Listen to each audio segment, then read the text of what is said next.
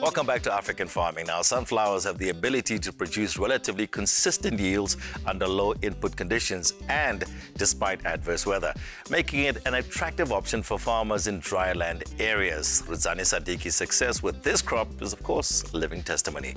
But for any farmer, protecting both crops and animals from diseases is crucial.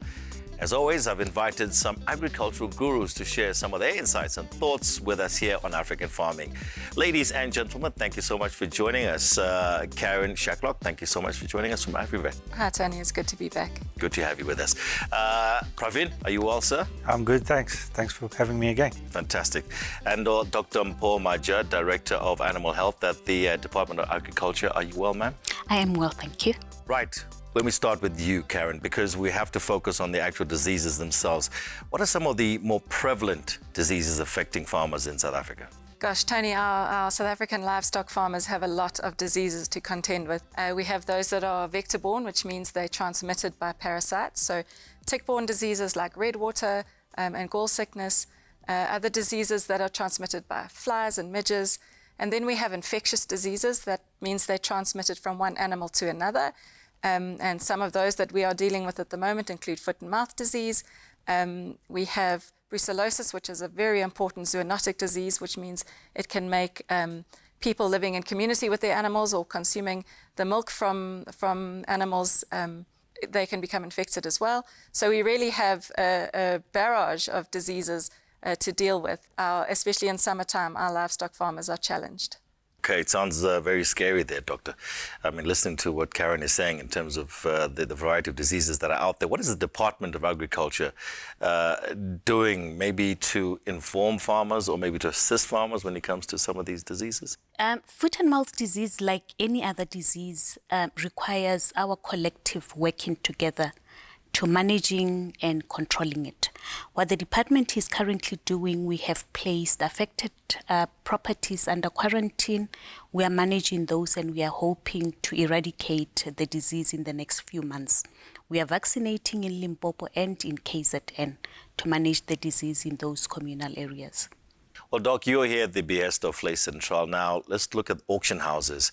How does a disease like foot and mouth affect auction houses? Auction houses become our point of contact between different farm owners. That's where we trade, that's where there is a lot of exchange of genetic material as well as, unfortunately, infections. That is why there are protocols in place to manage and prevent that exchange of infections, foot and mouth disease being one of them. There are APEC rules, biosecurity rules, where we are encouraging buyers and sellers to be vigilant with what they are buying, demand an attestation. And the auction houses actually play a very critical role in that they need to inspect consignments that arrive at auctions, make sure that the animals are healthy, they are well identified, so that the seller has the confidence in what they are buying. So, Caryn, if I may come back to you, that's at an auction house. We're talking about auction houses there, but in order to contain such a disease such as foot and mouth, what does one need to do, or as a country we need to do?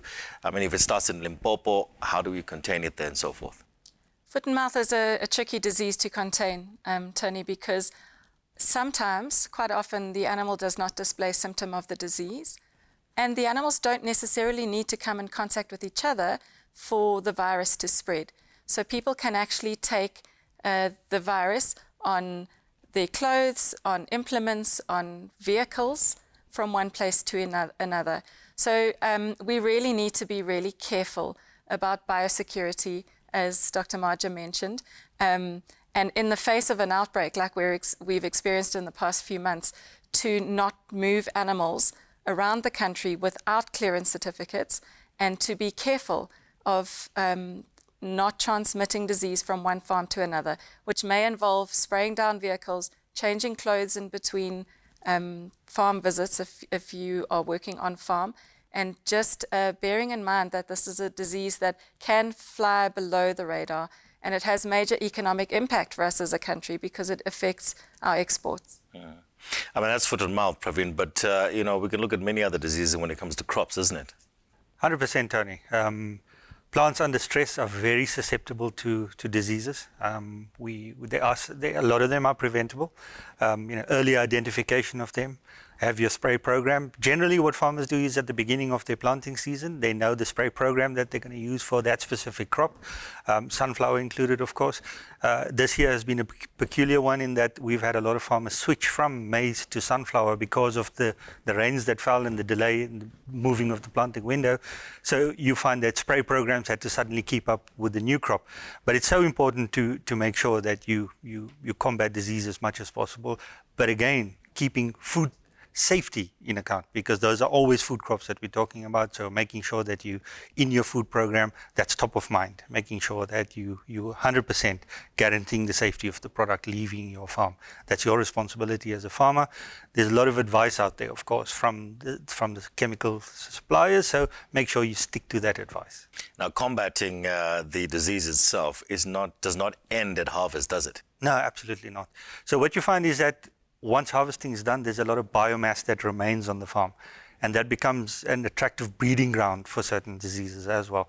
So one has to be careful not to neglect that part of it, because once you replant those fields, there's a good chance that some of those diseases may still lie there, and immediately upon emergence of a new crop, slight bit of distress, and immediately you've got a problem with disease again in that field. So it's important to make sure that before new planting's done, that there's field maintenance done insofar as spraying and disease control there as well. Okay, let me get some last comments in. Doc, may I start with yourself as well? I mean, we all look to government for assistance, but everybody plays a part, isn't it? We control diseases together better, and it is our collective responsibility to manage our individual flocks, individual herds, and that translates to the national herd being well managed. And Caryn, I'm sure you echo those thoughts or sentiments as well. Absolutely, Tony. And always remember that biosecurity is of the utmost importance, especially in the face of disease outbreak.